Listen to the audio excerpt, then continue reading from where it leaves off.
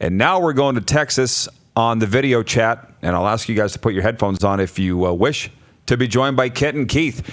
You can't have all these guys on and not have KK on here to join the party. Kenton, how are things with you in Texas today? It's good, man. It's a beautiful day out here. I can't complain. What's up, Wes? What's up, George? How y'all doing in there, man? What's good, KK? How you been? I've been good, man. Long time, man. It has been. What's the last time you two talked to each other? Shoot. I mean, you know what's funny is when what was it? It would have been after the 2007 season, I think. Or was it 2006? No, it was 2006 season. I don't hear it. We were going down to Minnesota to work out for the Vikings. And we messed around. Right. I remember that. Yeah. And we messed around, and we were the only two running backs that were at this 10-person little workout. There was 4 DBs, 4 receivers, and then me and KK. Yeah. And at the end, like towards the end of this, it was like a grueling workout. They were ripping and running this. And by the end of it, they were only filming me and KK. They were like, really, we just wanted to see you two guys. You're both great athletes and blah, blah, blah, this and that. They went through like probably 3 hours worth of drills. At the end of the workout, they were like, well, you guys are both good backs and worth signing, but we think we're going to maybe use a high draft pick to pick a running back and then see how it plays out. Maybe you'll hear from us later. They drafted Adrian Pedersen that year. They drafted Adrian Pedersen that year. And then, you know, KK went down to the Colts and I came back up here. But, yeah. So that might have been I'm sure we bumped into each other a couple times, I think, in passing when KK was back up here, like later on. But I think that was always the first real time moment. we got to speak, though. Yeah, for real. Yes, for sure. Yeah. How do you remember that side of the story, KK? I actually forgot all about it at first, but I'm glad to remember it now. You know, it's been a lot of things. You know, at that time in my life, I was doing a lot of traveling and going to different teams and working out. So for him to bring that up, I think wasn't it Eric Bieniemy that was working us out? Wes? Yeah. Yep. Sure was. Yeah, that was crazy. Well, look, Lisa came down to me, Wes, and Adrian Pedersen. Most people can't say nothing like that. Hey, George, as we sit here and listen to these whippersnappers, and then Corey Sheets, of course, came close. He equaled some of your records. What was it? 10 100-yard games in a season. But as you reminded me, he did it in 18. You did it in 16. Yeah. Show this guy. Just Show George. Just little things. Right. But when you were watching these guys, what did you think? What did you think about? You must have like some pride or something as the guy that played that position so well to have these guys kind of do an assault on your record and never really coming close.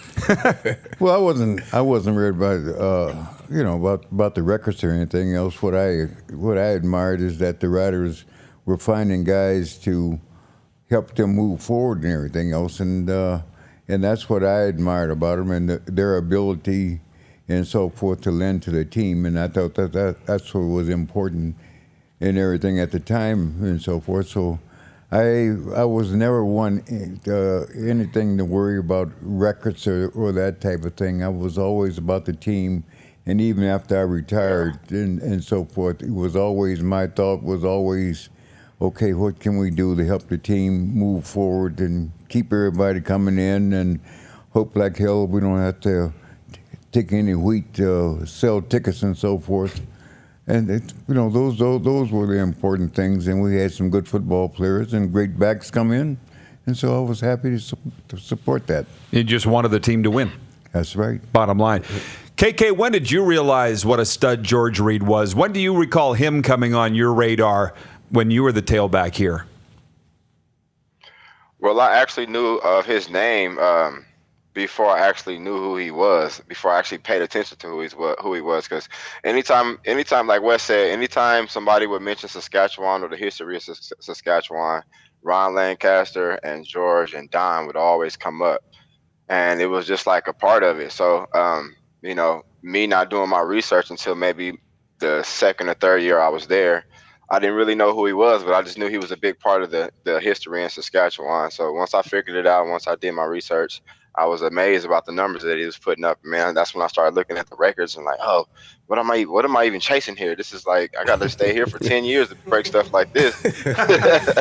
Yeah. Well, and of course, and you went to the NFL and then back at Hamilton after that, of course. But we've always been following very closely what you're doing, Kay, even to this day. And I see you're following the Riders now. You're tweeting about them and so forth.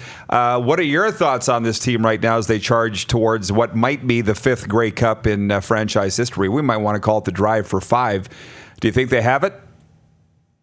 I think Saskatchewan has I call it the fourth quarter momentum of all the teams right now. So as long as they keep riding this wave and their momentum, and the fans stay behind them, man, I think we're gonna go to the Grey Cup. I think we're gonna win. Honestly, it just looks like the team has great chemistry, and I mean, you know, with the CFL teams, that's really all it takes, and everybody work together from the top down. It looks like that's what's going on.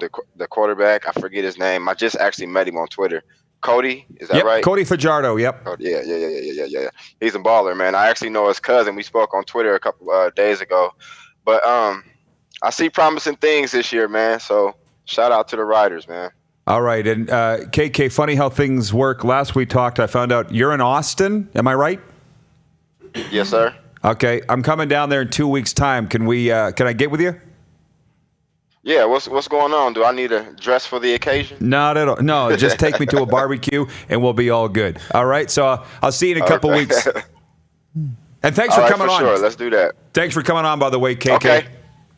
I appreciate it, man. Anytime. Like I said, anytime you guys want me on, I'm always open. You see, I done got some headphones because since the first podcast, I done had like 3 of them now, so I got to be ready. I see. No, it sounds 100%. I appreciate it. So I'll let you say goodbye to these guys, KK, and we'll see you soon. Have a great day, buddy.